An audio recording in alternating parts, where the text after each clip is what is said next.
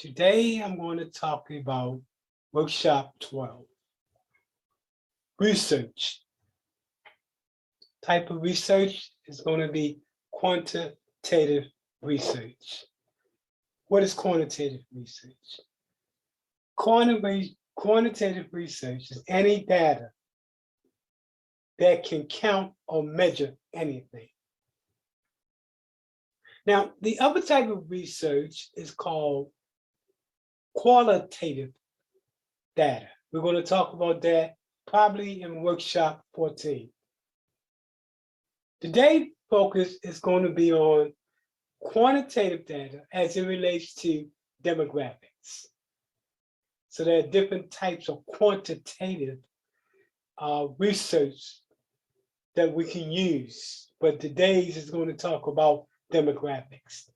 In other workshops, we're going to talk about workshops using quantitative research to define the why something happens. So that being said, today's workshop is going to be on collecting the data. We're going to be looking at data sets and data points that support the need statement. We're going to be looking at 7, maybe 8 different websites where we can gather different types of information in order to support the claim that there is a problem. So sit back, get ready, and I hope that this information will be able to help you to take you to the next level in terms of your skill sets related to your nonprofit.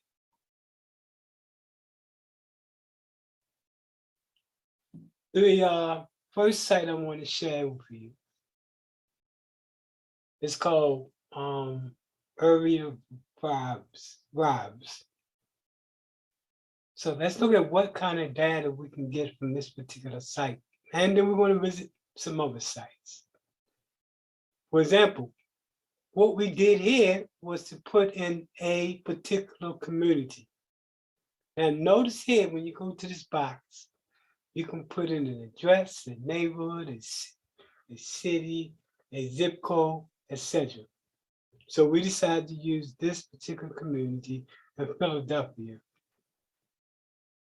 So quickly, we can look at some key findings about this particular location. We can look at, for example, crime in this particular area, cost of living. I'm going to be going fast because it's a lot of information that I'm going to cover today.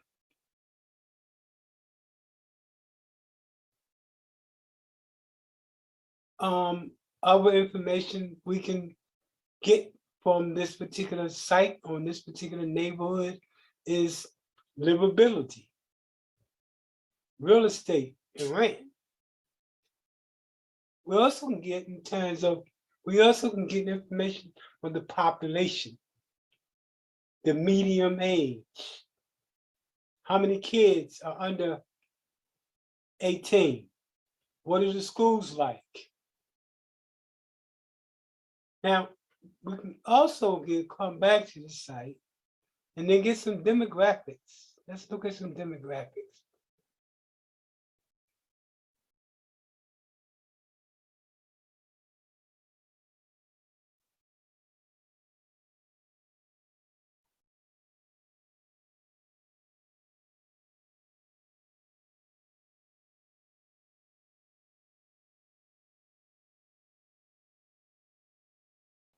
Okay, here we go.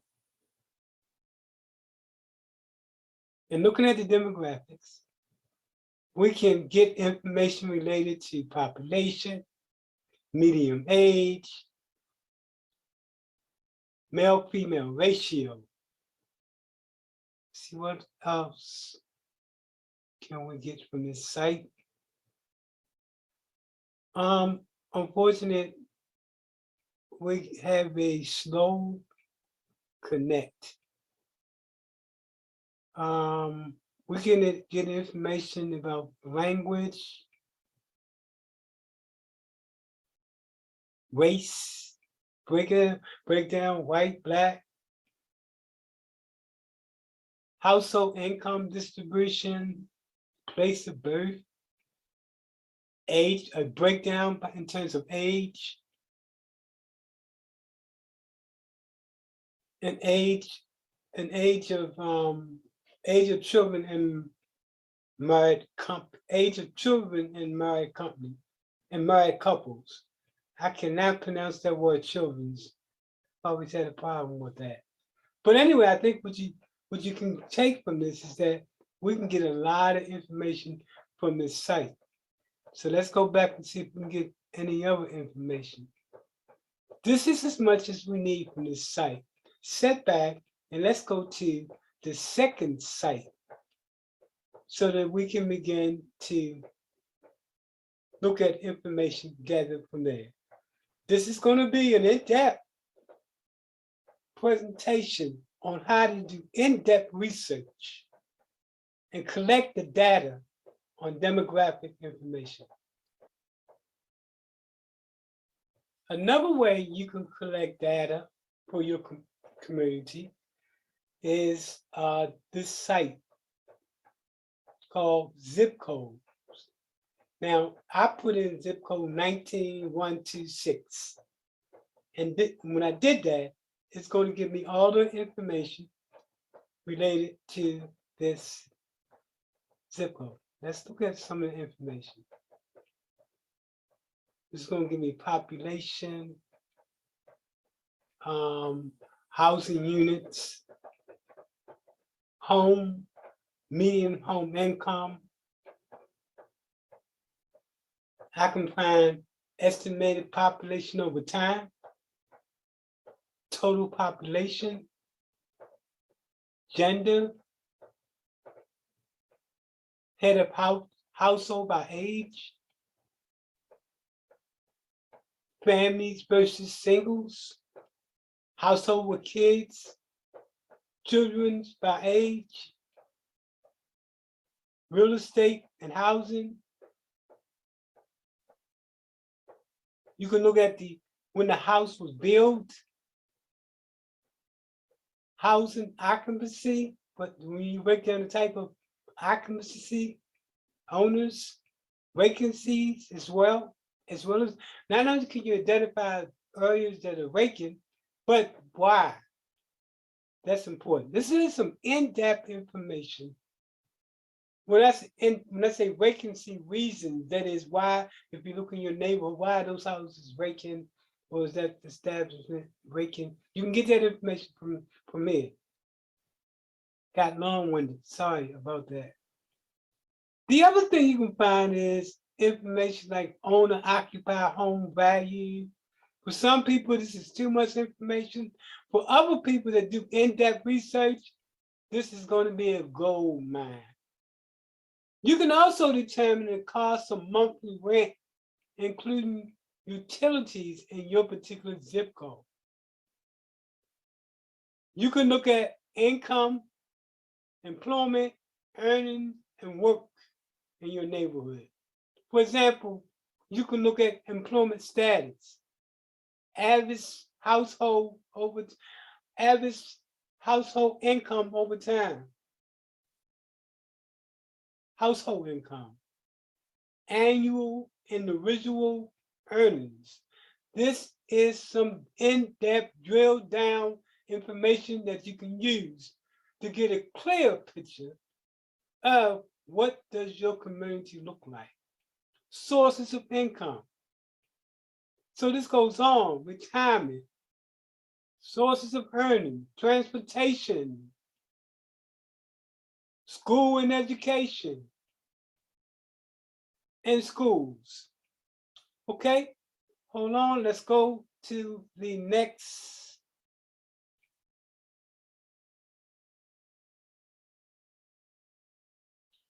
If you're trying to get numbers related to crime in your neighborhood, this is a good source, and you can find information by zip code. And there's some other software that's really good as well. But for the purpose of this presentation, we're going to use this because it's easy. So let's say I put down this particular area code, 33603. That's it, enter. When I do that, as you can see, I can get information related to the safest and the most dangerous places in this particular zip code. You can do this for any zip code. Let's look at the information you can get related to crime. Well, first of all, they give you a breakdown of overall crime, property crime, violent crimes, and more. And they give you now they give you a breakdown of overall crime. And the area that we put in, 33603, it gets a D, a minus D in terms of violent crime, in terms of property crime, property crime, it gets a C, and in terms of other crimes, it gets a D plus.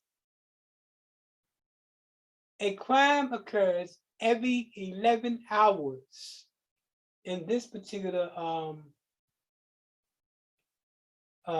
zip code. Now that might sound like a lot, but in some areas where I'm working in Baltimore, a crime occurs in every 8 minutes. So while you might think, and it is, 11 hours is a problem, in some communities, it's like it's in minutes and not in terms of hours. Okay, so this is a good source of information. Again, it talks about how safe it is, and it gives you a breakdown why it gets to the grade C.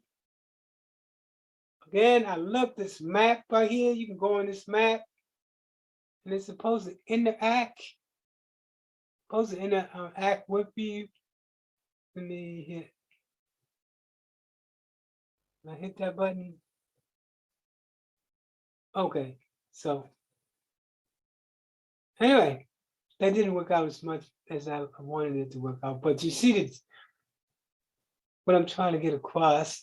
So this is important because this map also allows you to interpret the crime maps. That's gonna be important.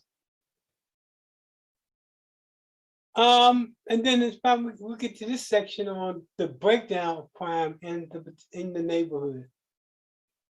See, you can get violent crime, property crime rates, and other crime rates, and it gives a breakdown. It also gives a breakdown that you can use, that we can click on, and you can see what does it look like when it comes to these different types of crimes. And you can go to the site and then you can click on these individuals. And then finally you can compare your zip code to other zip codes. Yeah. And okay. Now let's go to the next site. As you can see, this is going to be a treasure of sites where you can gather that quantitative demographic information that you're going to need to make an argument in your needs statement. So let's go to the next site.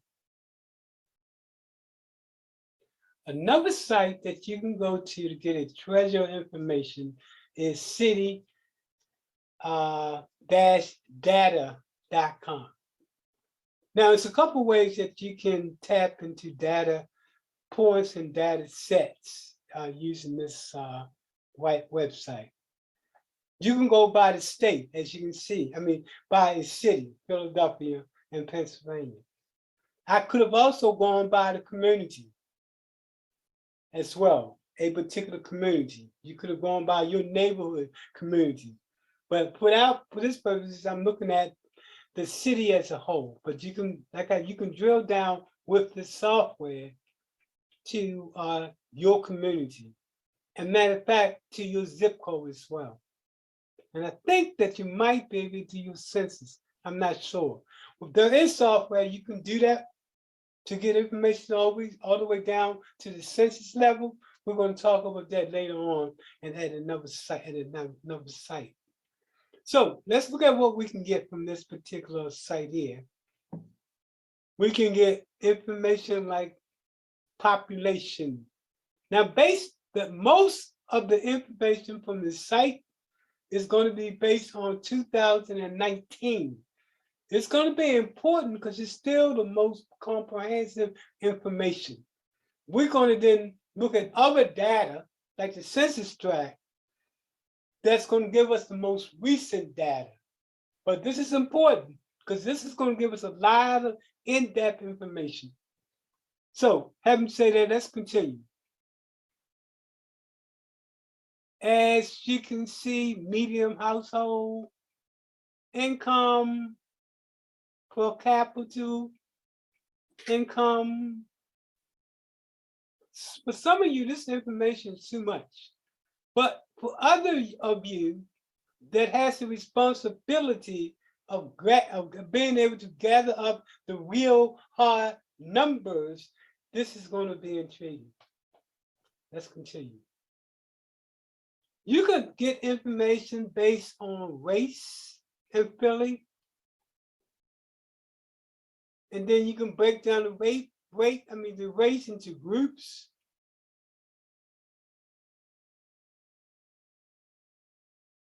You can break down crime. And they give you a chart that you can use to break down crime. And you can do it in what we call over a period of time.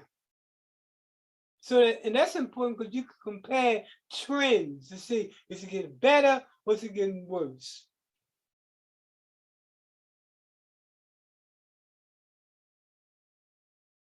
Other information includes full-time law enforcement. I'm going to move quickly because there's some other sites we want to get to. Other information you can get, as you can see, the number of people that are foreign born, medium real estate taxes. As you can see, as a movie, you can get a lot of good information from this site. Single family new house construction permits. This can drill down so much information. And because it's so much information, I'm not going to try to read everything. I'll be here all day. I'm going to slow down so you can see the in-depthness on how you can gather information. Bear with me. I don't want to go too fast.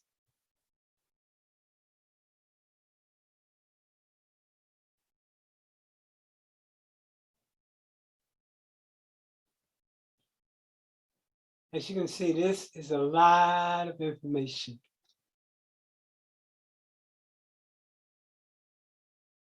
I'm going to keep on going.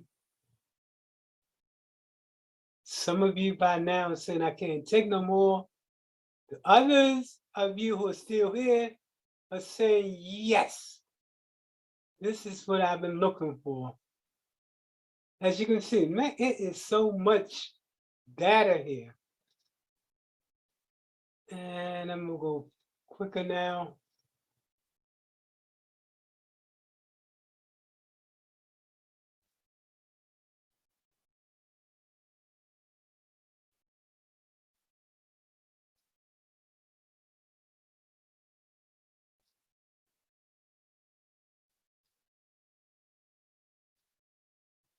Okay, so I think you get my point. They got more information, but I'm worn out. Let's go to the next site and see what can we get from that site.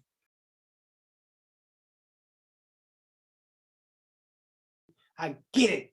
I know how to I know how to arm myself, to use the tools necessary to tell the story, to represent the people that you represent as a nonprofit. So let's go to the next presentation. Now, this site right here is only for those that are in the state of Florida.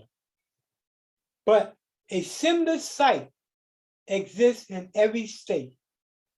Might be the Maryland Department of Health,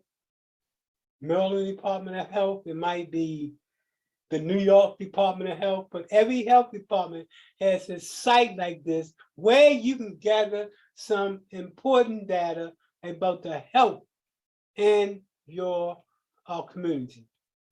Let's look at some information that this site provides. And keep your attention over here. Well, look at this. They can tell you life expectancy. And they probably will break it down by age, by race, and they probably use some other indicators. They can also give you community maps, so you can map out health in your neighborhood. The other thing, and I think this is important, they provide both social and economic factors that can contribute to one's health. If I clicked on this, it probably will be a list of data sets that we could tap in, and we could then break it down to data points. But it's a wealth of health information. Now, it also allows us to look at profiles and other dashboards. For example, we can look at health equality or lack thereof. We can look at different summaries when it comes to health. We can look at health as it relates to weight, as injuries. We can look at injury. What is the most likely injury for a senior citizen, or for a young person, or at a workplace, or anything related to injuries? We can get that data here. We also can look at population-specific African Americans, and we can break that down to specific health issues that's associated in part with being African American or any other ethnic group or group. Okay, let's continue. As you can see by right now, if you enter research right now, you're sitting back saying, yes, these are the tools that I need to help fight and present the evidence necessary to get the money to bring in to our community. It's nonprofit, you rock. So let me continue on. So let's continue on related to this site right here. The other information you can get from this site includes chronic diseases, behavioral risk factors. That's going to be important. You can look at what about youth related to tobacco. You can get that information. Injuries and violence. That's important. If you want to look at the number, if you want to talk about the level of violence in your community, this is where you go at to get that data to show the violence associated with your community, the type of violence, and compare it to other areas to see, is your area, and compare it to other areas as well. So you can also get information related to the birth, deaths. This is a wealth of information here. I'll be all day long if I keep stopping trying to get the different sets that you can tap, data sets that you can click on to get the information that you need. So let's go to the last and final data set. Now, Now, this is going to be the final piece, the final site that we're going to go to for this particular lesson. Now, with this site right here, as you can see, is reference solutions. You can get a wealth of information. We're going to highlight some, and I'm going to click on the one I want to share with you. So we can get information about United States businesses here, US jobs and interns, new businesses that just getting started. This is important if you're putting together a business plan, by the way. We can get information about the healthcare industry, information, and this is important also if you're doing a business plan, or if you're just trying to find information about your market in terms of where are the consumers. You can learn the consumers, especially lifestyles here. Another thing you can do here, and this is called the United Standard White Pages. If you're trying to get some information, let's click on this. Related to your community on the street level. And you're trying to get like demographic and economic information that you need to use in order to show how bad the problem is in your community. Let's show how you can do it. Let's put in here Tampa,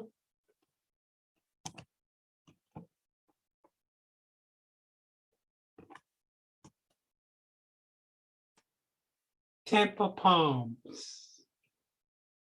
We click here. Let's click view results. And what you see when we go to this particular community, Tampa Heights, or Tampa Pines, I think it was, we can drill all the way down to the street level.